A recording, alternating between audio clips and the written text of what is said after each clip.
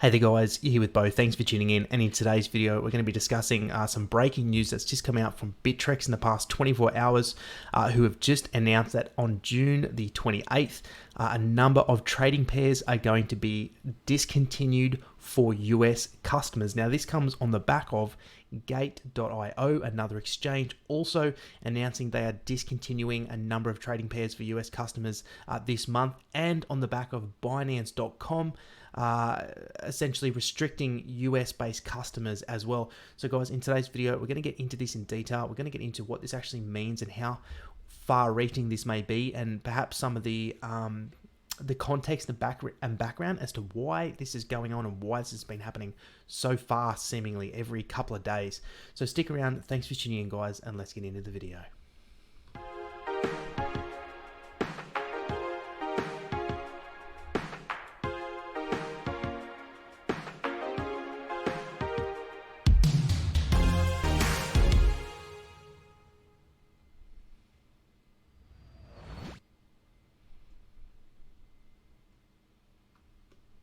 So welcome back, guys. Thank you for tuning in. You are here with Bo Stoner from Cryptocurrency Australia.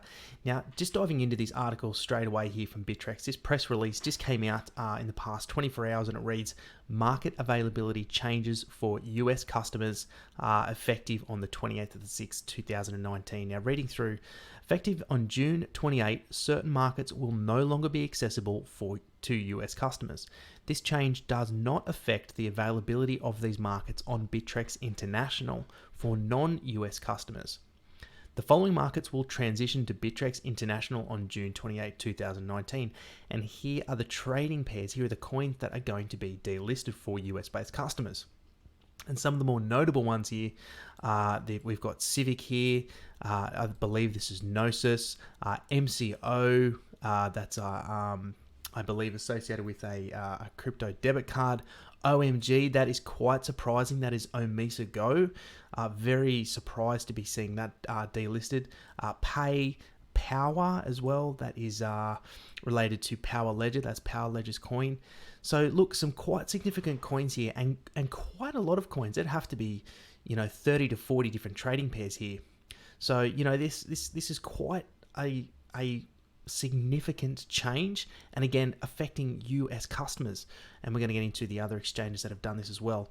But just reading on further, US customers will be sent an email communication from Bittrex that provides guidance on what they can and cannot do with their affected tokens coins in connection with this change before an affected market is no longer accessible, including buy or sell tokens, coins in all markets currently available to US customers before the change date.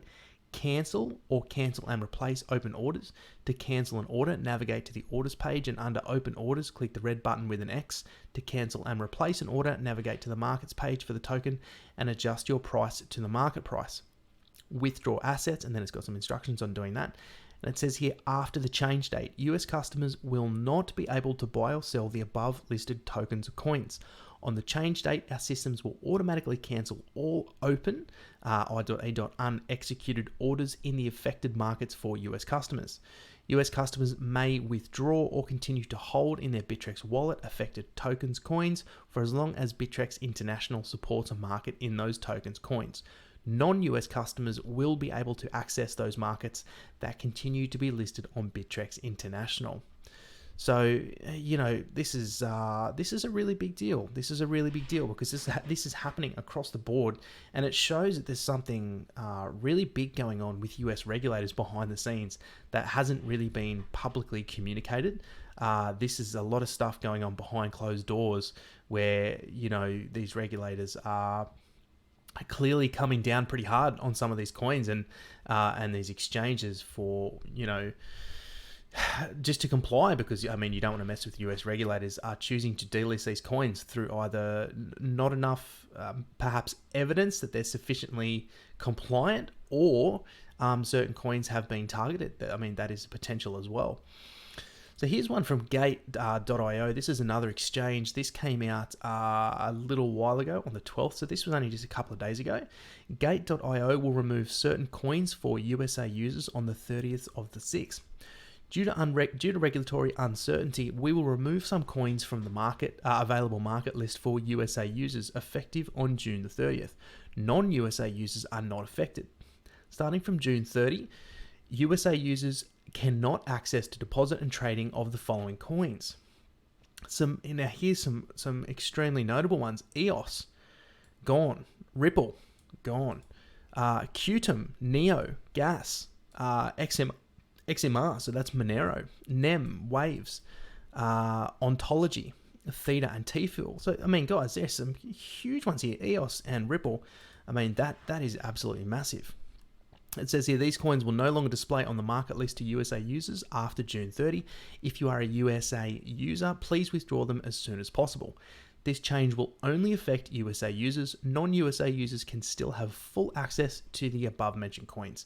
If you have any question or need help, please open a support ticket or choose to talk to admin after login. So, I mean, guys, this is massive, right? So this is two exchanges. Bittrex, huge exchange. I'm not sure how big Gate is, but just given the coins that they've decided to delist for USA users is very, very telling of what is going on behind the scenes. Now, we also had, just in the past day or two, Binance.com announcing they're going to be blocking US customers from trading. Now, just reading through some of this article here from CoinDesk. Binance.com, the world's largest cryptocurrency exchange, is revamping its internal policies and cracking down on wayward users.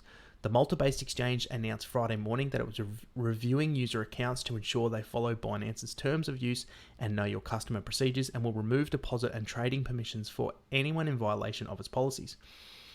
In an updated terms of use agreement revised on June 14, the exchange's general site notably stated that Binance is unable to provide services to any US person. Wow. The news comes less than a day after Binance announced it was formally expanding to the US via a dedicated platform. The exchange also previously said it would strengthen its compliance and security practices through a number of partnerships, most notably with software provider Chainalysis and KYC AML tool IdentityMine. So here's the interesting part here. This news comes less than a day after Binance announced it was formally expanding to the US via a dedicated platform. So these guys, Binance, have prepared by launching Binance US. Here's the website here. It says Binance US will provide secure and reliable cryptocurrency trading to users in the United States. Binance US will be operated by BAM Trading Services and built on cutting-edge matching engine and wallet technologies licensed from Binance. So I think Binance knew this was coming for a while. They knew they had to discontinue Binance.com to US customers. I think that they were made aware a while ago that their systems were just not up to scratch, and they probably didn't hold, or they may not have held the right licenses and certificates they needed to operate Binance in the United States. And to prepare for this, to essentially prepare for this huge news and still have a foot in the door in the US, they've launched Binance.us. So they've strategically done this to probably just to calm the markets down as well, but also obviously they want access to US markets. But this exchange is going to have a lot more compliance and regulatory approvals probably than what the Binance.com site does. So guys, look, this is just, it's huge news regardless that this is happening across the board, in such a short amount of time. Do I think it's a good thing or a bad thing?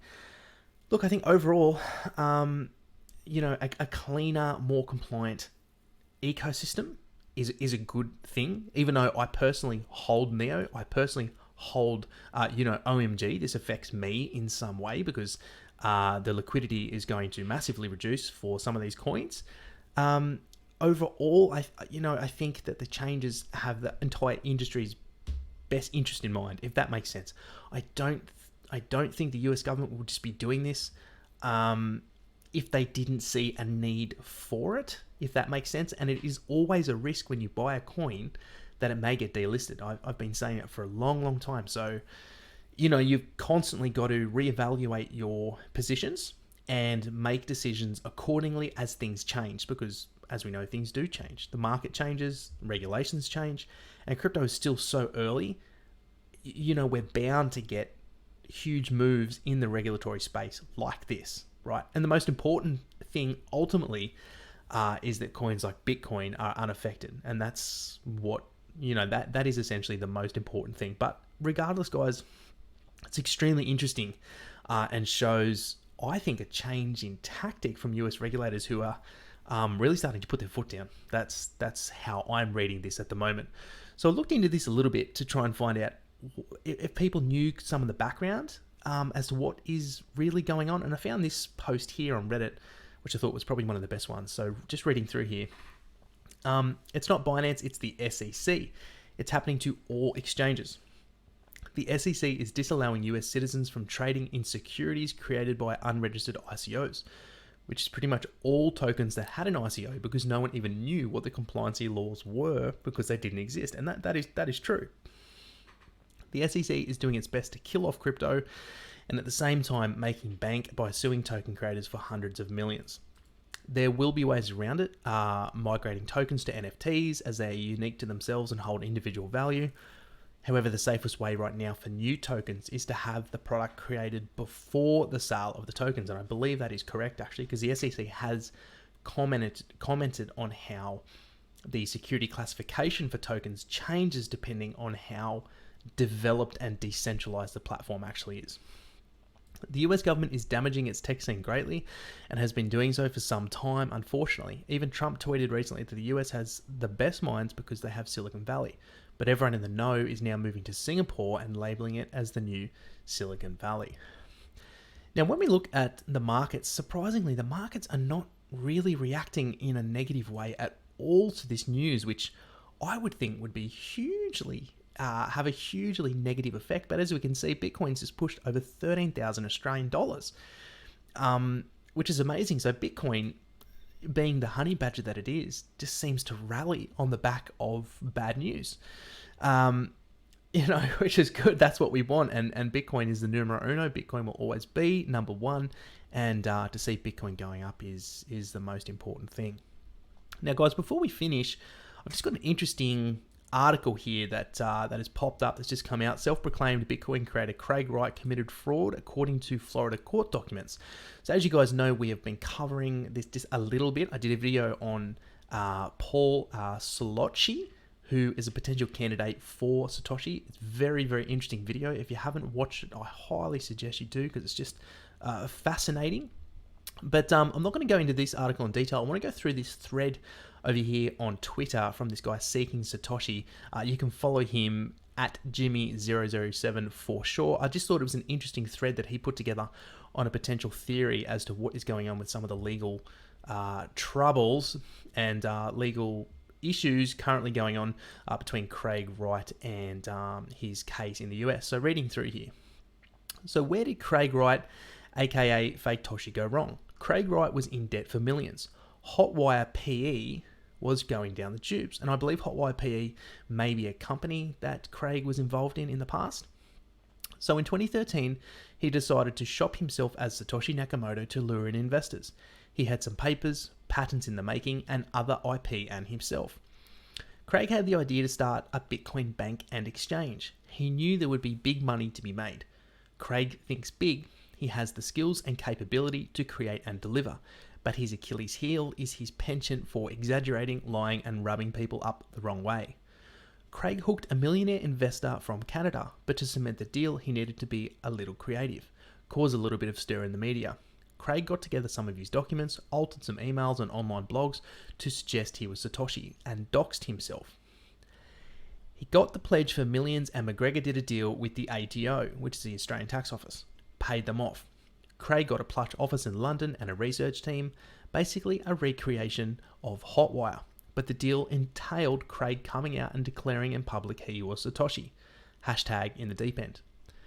This was problematic because although Craig thought Hal was Satoshi, he couldn't be 100% sure. So Craig was very hesitant to come out publicly. It may put him into some very hot water, and if the real Satoshi came out, his deal with Entrust and Calvin would dissolve. Hashtag anxiety. Over time, we have seen Craig become more and more comfortable stating he is Satoshi. I think the lack of response from the real Satoshi gave him confidence to continue. It meant the real Satoshi had passed away. Now he's been caught out lying, tending fake documents to the court in Florida and everything else. He's getting very nervous. He's been ordered by the judge to attend court in Florida in a week's time. He is resisting. He knows it could end very badly. Hashtag web of lies. Craig was too ambitious, too greedy, and lied too much, all of which had repercussions. Hotwire was mismanaged. It imploded after 6 months. His Oz industry rebate apps were denied. The ATO investigated. He was fined. His lies about being Satoshi to gain funding, well, that's next. I like to point out this is just my opinion. It is, however, based upon facts collected from multiple sources, probability, and a little key assumption. Key takeaway: Craig lied about being Satoshi to gain funding and has done his best to cover his tracks. Hashtag Judgment Day looms.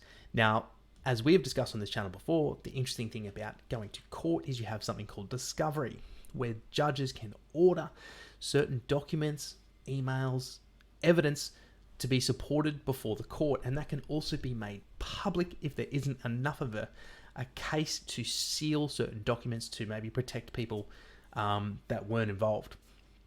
So these court cases could really start bringing out even more stuff than what we know today, which is extremely interesting and one I'll be following and keeping an eye out on. So guys, that's it for the video today. As always, links to everything down in the description below. Thank you for watching. I appreciate your time. If you like the video, likes are always really appreciated. Please tell me what you think. Leave a comment down below and tell me what your take on these delistings is at the moment. If you haven't subscribed, make sure to come on board, press subscribe, and to hit the little bell notification button so you get notified of future videos. My name's Bo. Thanks so much for watching, and I'll see you guys in the next one. Cheers.